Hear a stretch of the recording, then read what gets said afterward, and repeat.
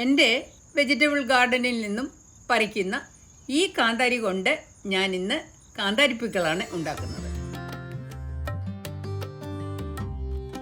കാന്താരി പിക്കിൾ ഉണ്ടാക്കാൻ തുടങ്ങുകയാണ്. ഈ പാത്രത്തിലേക്ക് 1/4 കപ്പ് വെളിച്ചെണ്ണയും 1/4 കപ്പ് നല്ലെണ്ണയുമാണ് ഈ കാന്താരി പിക്കിളിന് ഞാൻ എടുക്കുന്നത്. എണ്ണ ചൂടായി ഇതിലേക്ക് 1/2 ടീസ്പൂൺ കടുക്, ഇനിയും ചേർക്കുന്നത് 4 തണ്ട് കറിവേപ്പില, ഇത് 12 വലിയ വെളുത്തുള്ളി അരിഞ്ഞിരിക്കുന്നത്,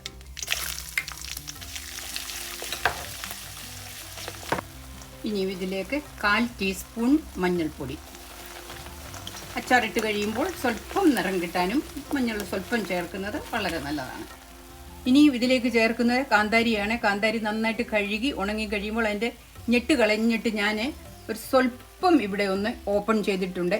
അങ്ങനെ ചെയ്യുന്നത് കൊണ്ട് നമ്മൾ എണ്ണയിലിട്ട് വഴറ്റുമ്പോൾ പൊട്ടിത്തെറിക്കത്തുമില്ല. അത് തന്നെയുമല്ല, വഴറ്റുമ്പോൾ കാന്താരിയിൽ നിന്ന് അതിൻ്റെ എരിവ് നന്നായിട്ട് ഈ വിനിഗറും ഒക്കെ ചേർത്ത് കഴിയുമ്പോൾ അതിലേക്ക് വരും.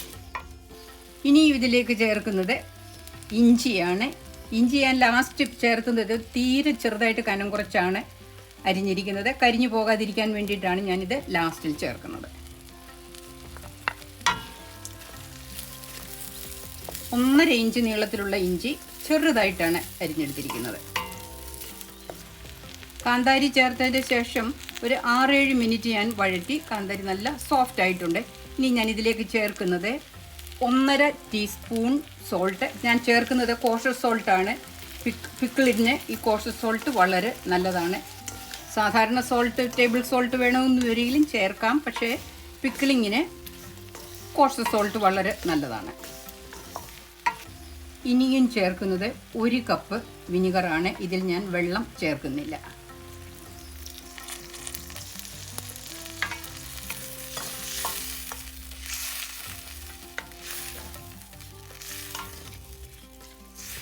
ഈ വിനിഗറിൽ കാന്താരി നന്നായിട്ടൊന്ന് തിളയ്ക്കണം.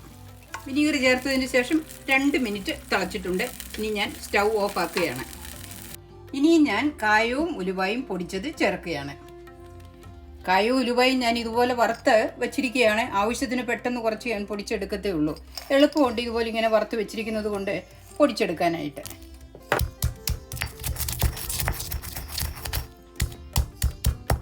കായം പൊടിച്ചു കഴിഞ്ഞാൽ നല്ല പപ്പടം പോലെ പൊള്ളി ഇരിക്കുന്നത് കൊണ്ട് പെട്ടെന്ന് നമുക്ക് പൊടിച്ചെടുക്കാം. 1/2 ടീസ്പൂൺ കായം പൊടിച്ചതാണ് ചേർക്കുന്നത്. 1/2 ടീസ്പൂൺ ഉലുവ വറുത്ത് പൊടിച്ചതാണ് ചേർക്കുന്നത്.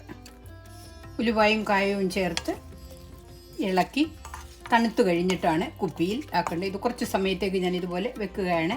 തണുത്ത് കഴിഞ്ഞിട്ട് കുപ്പിയിൽ ആക്കത്തുള്ളൂ. പിക്കിൾ തണുത്തു. അതിൽ ഒരു സ്വല്പം ഉപ്പിൻ്റെ കുറവുണ്ട്. ഒരു 1/2 ടീസ്പൂൺ ഉപ്പും കൂടി ചേർക്കുകയാണ്. നന്നായിട്ടൊന്ന് ഇളക്കുക. 1.5 ടീസ്പൂൺ ഉപ്പ് ചേർത്തിട്ടുണ്ട്. ആവശ്യത്തിന് എരിവും പുളിയും ഉപ്പും എല്ലാം ഉണ്ട്. മലയാളികളായ നമുക്ക് ലോകത്തിൻ്റെ ഏത് ഭാഗത്താണെങ്കിലും കപ്പയും ചക്കയും ഫേവറേറ്റ് ആണ്. അത് കാന്താരി പിക്കിൾ കൂട്ടി കഴിച്ചാലോ?